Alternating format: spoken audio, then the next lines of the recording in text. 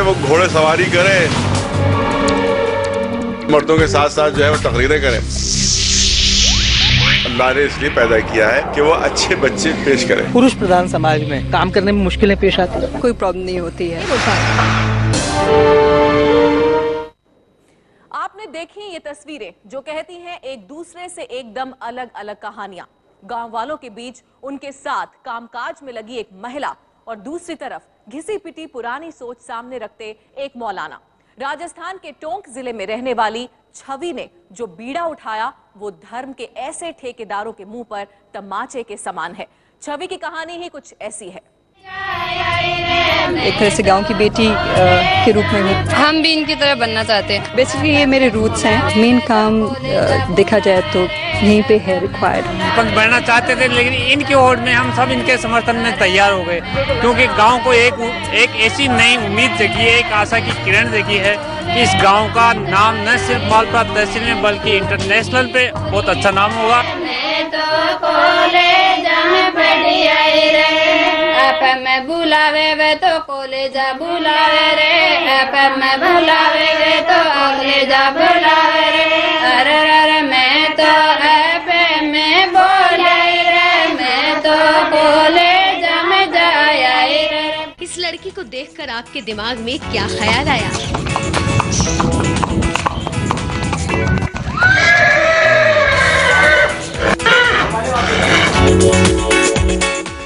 यही ना कि जीन्स कुर्ती पहने, ब्रांडेड स्पोर्ट्स शू के साथ महंगे गॉगल्स लगाए, हाथ में स्टाइलिश मोबाइल लिए, फर्राटेदार अंग्रेजी बोलने वाली ये लड़की दिल्ली, मुंबई, बैंगलोर जैसे किसी बड़े शहर में रहती है और छुट्टियों में गांव घूमने आई होगी।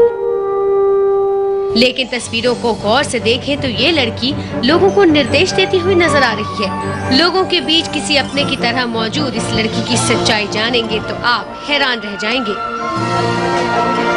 इस वक्त मैं खड़ा हूं टोंक जिले के सोडा गांव में। अगर आप मेरे पीछे देखें तो ये सोडा गांव के चुने हुए पंच और सरपंच हैं। इनके साथ जीन्स पहनकर खड़ी एक लड़की को देखकर आप ये सोच सकते हैं कि शायद ये किसी एनजीओ की प्रतिनिधि हैं जो गांव के लोगों को अपनी योजनाओं के बारे में बता रही हैं। लेकिन अगर हम इस जीन्स पहनी हुई लड़की से अगर आपकी परिचय करवाएं तो ये है यहाँ की सरपंच। जी हाँ, ये है छवि राजावत और इस गांव की सरपंच चुनी गई हैं। आप सोच भी नहीं सकते कि ये लड़की देश के एक गांव की चुनी हुई सरपंच है। नाम छवि राजावत, उम्र 30 साल। 4 फरवरी को सोडा गांव ने भारी वोटों से छवि को अपना सरपंच खुशी खुशी चुना।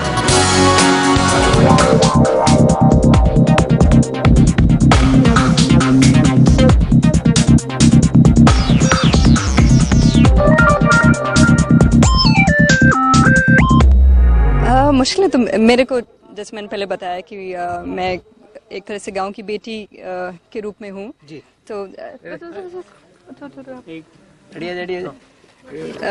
तो इसलिए मेरे को कोई प्रॉब्लम नहीं होती है। देश की सरपंच की क्वालिफिकेशन भी जान लीजिए। बैंगलोर के ऋषि वैली स्कूल से पढ़ाई की, फिर दिल्ली के सबसे बड़े कॉलेजों में से एक लेडी श्रीराम कॉलेज से ग्रेजुएशन की, फिर पुणे के एक बड़े मैनेजमेंट इंस्टीट्यूट से MBA की डिग्री हासिल की। कई मल्टीनेशनल कंपनियों में काम किया, जयपुर में 2 होटल चलाती हैं। फिर भी छवि राजावत गांव में रहती है। नरेगा मजदूरों के साथ मिलकर मिट्टी उठाती है, तालाब खुदवाती है, नालियां साफ करवाती है, गांव के लोगों को घुड़सवारी कराती है।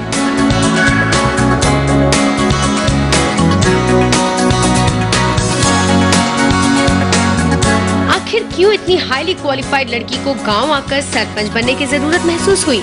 बेसिकली ये मेरे रूट्स हैं और बचपन से मैं यहाँ काफ़ी आती रहती थी मेरे ग्रैंडफादर के साथ, तो एक तरह से ऑफकोर्स लगाव भी है, बट ऑफकोर्स पॉलिटिक्स का मैंने कभी सोचा नहीं था।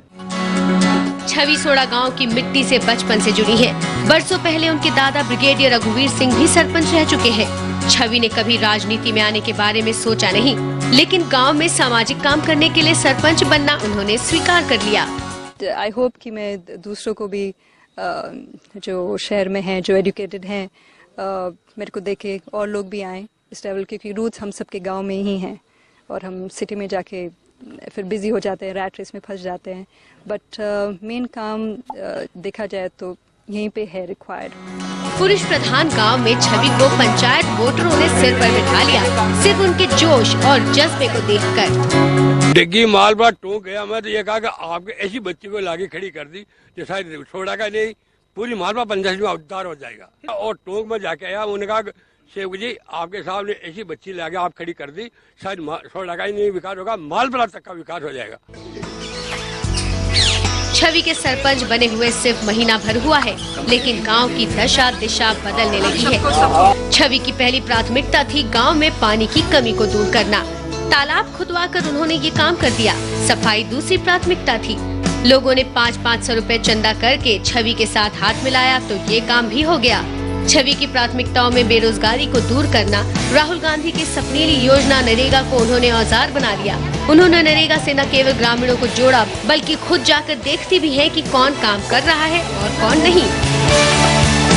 मैं कहीं से जमीन एप्लीकेशन दे दीजिए, अपना नाम, वार्ड नंबर, राशन कार्ड है साथ नहीं भाई बी को भी बनाई पटवा दे, बी को भी तो मत करो मांगा तो पर एप्लीकेशन तो दो।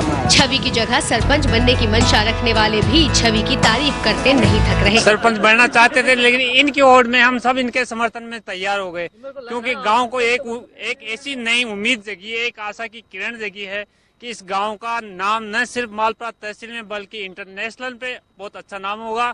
ये सरपंच साहब एक सबसे ज्यादा पढ़ी लिखी राजस्थान में इंटेलिजेंट महिला सरपंच है। सोडा देश के उन गांवों में से है जहां महिलाएं बिना घूंघट दिख जाएं तो बड़ी बात हो जाती है। जीन्स पहनने की सोचना और घुड़सवारी करना तो किसी अपराध से कम नहीं, लेकिन छवि के आने पर सब कुछ बदल गया है। किसी के लिए ये मुद्दा नहीं कि छवि जीन्स में क्यों है, घुड़सवारी क्यों करती है, क्यों महिलाओं को घुड़सवारी सिखा रही है। कमाई न कहीं से जान मैं लाशरम ना का ना बड़ा छोटा की तो फिर कोई कायदो न माने भी नहीं, लेकिन आपने तो घूंघट लगा रखा है। तो कायदो तो मान राखने पड़े थे। लेकिन ये जीन्स वाली है तो दिक्कत थोड़ी है। नहीं कहीं दिक्कत को बढ़िया तो मांगा तो बढ़िया है, बढ़िया है तो मांगा तो अच्छा सरपंच साहब आदनता है नमलिया का तो साहब रिया 15 साल और कहीं आवे आया से अब तो हैरानी नहीं हुई कि जीन्स पहन के नहीं चश्मा लगा के मैं माँ की भाषा में ये समझ आ मैं यहाँ की भाषा में समझ आ ये समझा दे जमाने।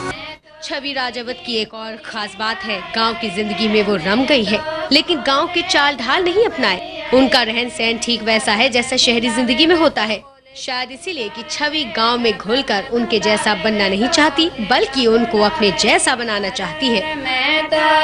मेरे को देखे और लोग भी आए इस लेवल के, क्योंकि रूट्स हम सबके गाँव में ही हैं और हम सिटी में जाके फिर बिजी हो जाते हैं, रैट रेस में फंस जाते हैं। बट मेन काम देखा जाए तो यहीं पे है रिक्वायर्ड। एक पिछड़े गांव को आगे बढ़ाने की जुगत में लगी है शहर से गांव की ओर रुख करने वाली छवि। लेकिन विडंबना ये है कि महिला होकर भी जहां ये बीड़ा उठाने से वो जरा भी नहीं झिझकी, वही धर्म के कुछ ठेकेदार उसे मजहब की बेड़ियों में बांध देना चाहते हैं।